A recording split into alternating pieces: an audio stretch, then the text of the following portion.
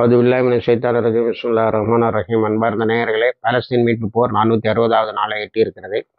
இந்த 460வது நாளில் பல நிகழ்வுகள். இதனை நாம் வைகரை விஷன் சேனலில் இடம்பெற வைத்திருக்கிறோம்.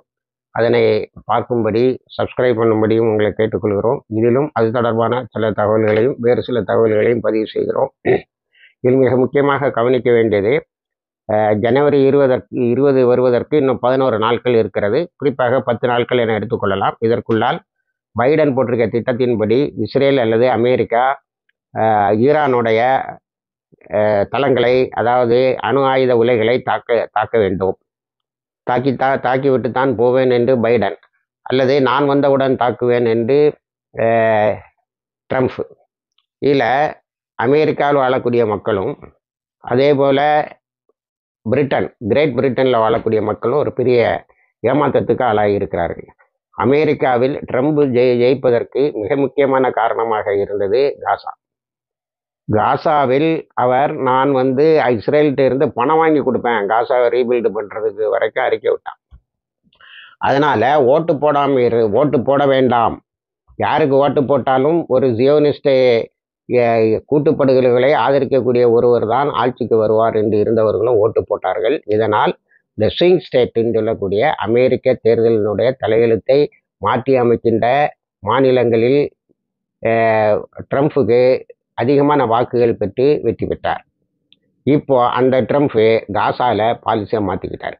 அவருடைய அமைச்சரவையில் அவர் இதுவரைக்கும் நியமித்திருப்பவர்கள் எல்லாம் ஒரு ஆண்டனி பிளிங்கனை மாதிரி யூதர்களுக்கு ஆதரவுகளாகவும் இஸ்ரேலுக்கு லாலி பாடுபவர்களாகவும் இஸ்ரேலுக்கு கண்ணை பற்றி கொண்டு எல்லா விதிகளையும் தூக்கி தூர வீசிக்கிட்டு உதவி செய்பவர்களையும் தான் நியமித்திருக்கிறார்.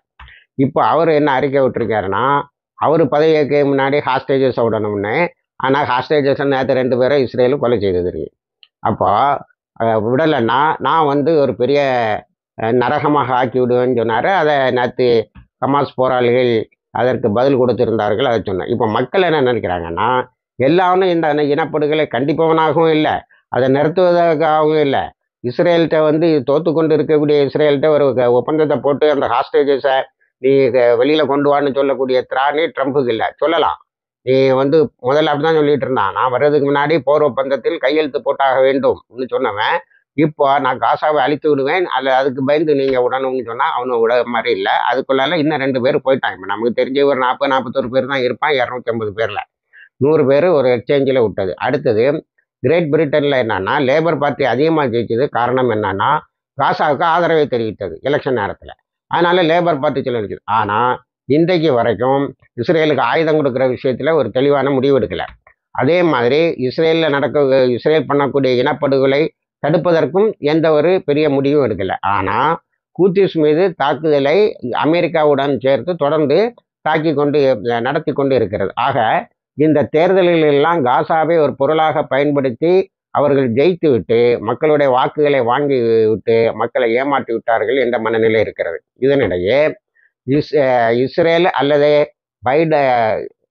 பைடன் வழியாக அமெரிக்கா தன்னுடைய அணு ஆயுத இதழை தாக்கும் என்பதனால் 1403ன்னு ஒரு அறிக்கை போட்டு இந்த அதாரிட்டின்னு சொல்கிறாங்க, ஒரு எக்ஸசைஸ் எடுத்து தன்னுடைய வான்வழியை முற்றாக தடுத்து கொண்டது ஈரான். அதோடு அது சொல்லியிருக்கிறது 4000 கிலோமீட்டர், அமெரிக்காவுக்கு 6000 கிலோமீட்டருக்கு 2000 கிலோமீட்டர் வேகம் போகக்கூடிய மிசிலை நாங்கள் கண்டுபிடிச்சிட்டா அமெரிக்காவையே எங்களால் நேரடியாக தாக்க முடியும். நேற்று அலி காமனி பேசுகின்ற போது, எங்களுடைய விஞ்ஞான வளர்ச்சி என்பது 1979 இமாம் கொமேனி அவர்கள் ஏற்படுத்திய இஸ்லாமிய புரட்சிக்கு பிறகுதான் வந்தது.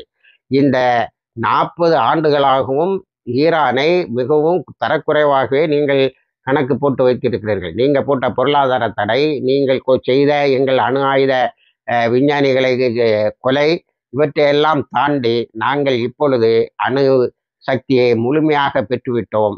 எங்களுடைய ரீச்சுக்குள்ளால், எங்களுடைய தாக்குதலுக்குள்ளால் இஸ்ரேல் மிக எளிதாக வந்து விட்டது. இஸ்ரேலுடைய வானம் எங்களுக்கு திறந்து விடப்பட்டு விட்டது. ஆகவே நாங்கள் எப்பொழுது வேண்டுமானாலும் ஒரு பெரிய 2 பழிக்கு பழி பாக்கி இருக்கு, ஒரு பெரிய தாக்குதல் மூலம் இஸ்ரேலை அழிப்போம். இது அமெரிக்காவினுடைய தவறான கணக்கை சரி செய்யும் என்று பேசியிருக்கிறார்.